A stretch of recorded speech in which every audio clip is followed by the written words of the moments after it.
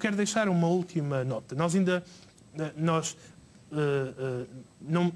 devemos estranhar, acho que é a melhor forma de dizer isto, se nos próximos tempos, nas próximas semanas ou nos próximos meses, o Benfica vier mesmo a chegar ao conhecimento, ou a demonstrar que, entretanto, chegou ao conhecimento da identidade destes blogs que eles, de forma tão obsessiva, querem conhecer. Não devemos estranhar isto. E na altura, ou até lá, provavelmente até vão dizer que foi feito, que conseguiram isso através de um acordo com a Google. Já o estão a fazer, porque é essa a tese que estão até a ensaiar já. Aliás, o Rui Pedro Brás hoje já o disse. Justamente, quem viu o Rui Pedro Brás hoje a falar percebe que já estão a ensaiar um pouco esse discurso, o que é uma coisa absolutamente absurda.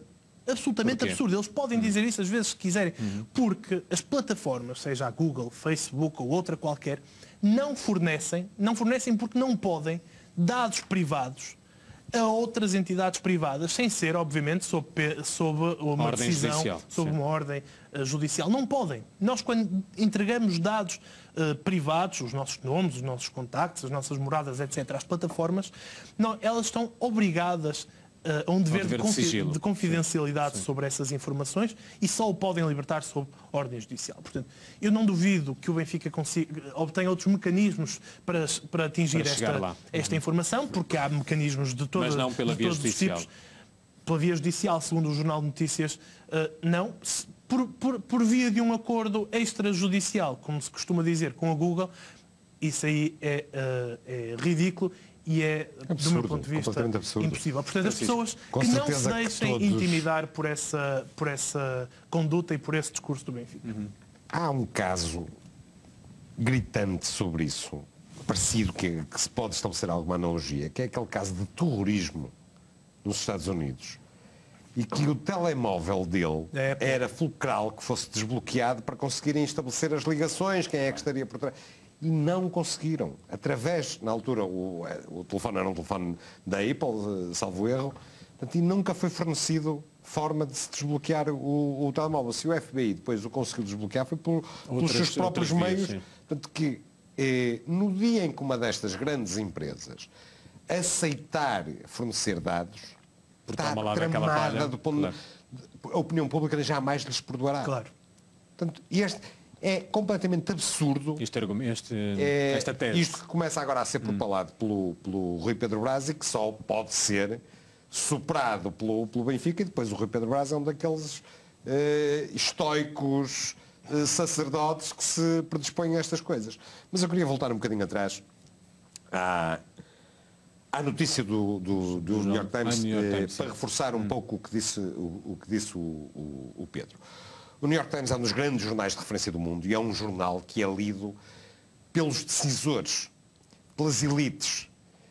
E este texto, que foi publicado na versão online e na versão impressa, e que começa por dar a notícia dos pequenos blogs perseguidos pelo grande clube, depois faz um retrato de todos os casos em que o Benfica está envolvido. E esse resumo não é assim tão pequeno. Quem leu o texto percebe que esse resumo não é assim tão pequeno. Portanto, é impossível fazer hoje, em outubro de 2018, é impossível fazer um resumo dos casos em que o Benfica está envolvido, os casos de adulteração da verdade desportiva e conexos, em menos de 7 ou 8 mil caracteres. Isto já diz muito sobre as coisas todas em que o Benfica está envolvido. Mas é muito, muito, muito provável, eu só não digo a 100% porque não tenho forma de o demonstrar, mas é muito, muito, muito provável que um texto destes tenha sido lido pelas pessoas da UEFA, pelas pessoas da FIFA, pelos clubes, pela generalidade dos clubes, dos grandes clubes europeus e do mundo. Portanto, o que dói ao Benfica é isto. O Benfica procurou adulterar e alterar a percepção que nós tínhamos daquilo. Como se todos fôssemos estúpidos e não tivéssemos capacidade de distinguir as coisas e de elaborarmos a nossa própria interpretação. E procurou transmitir-nos a ideia, e com isso contou mais uma vez com a colaboração de grande parte dos mídia, de que se tratava de uma grande vitória do Benfica, que estava a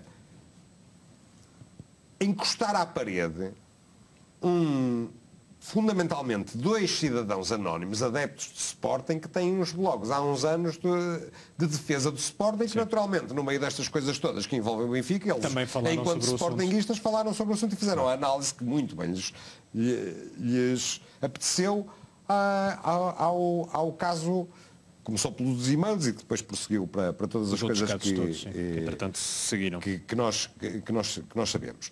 Em relação à notícia de hoje do Jornal Notícias sobre a negação do fornecimento dos dados pessoais dos autores daqueles blogs por parte do Tribunal da Califórnia, isto vem mostrar que muitas vezes não basta dispor de muitos meios, dispor de advogados muito importantes, com muito prestígio. Costuma ser mais importante na justiça, seja ela onde for, a verdade. E quem está do lado da verdade normalmente não tem muito a temer. Portanto, isto é um pronúncio do que aí vem. De culpa? Então, é um pronúncio do que aí vem. O Benfica está a apostar muito na justiça. Devia ter apostado muito, era na legalidade. Porque se o tivesse feito não tinha agora estes problemas. De que é que adianta ter os melhores advogados? Até podem ser os melhores do mundo. Se cometeram os crimes, vai ser muito difícil demonstrar que não os cometeram. Mas para mim, a pedra de toque de tudo isto é a difusão internacional num órgão de muito prestígio, um órgão de referência, um dos melhores jornais do mundo, se não consensualmente aceito como o melhor jornal do mundo, das práticas do Benfica nos últimos anos no futebol português. Isso para mim é que é o mais relevante e por mais que procurem maquilhar, basta ler o texto. O texto conta tudo. De uma forma resumida, conta tudo. É longo, porque resumir as tramóias do Benfica é difícil. E foi de resto um texto que se cuide, aliás, o New York Times que se cuide, porque é que se lê o texto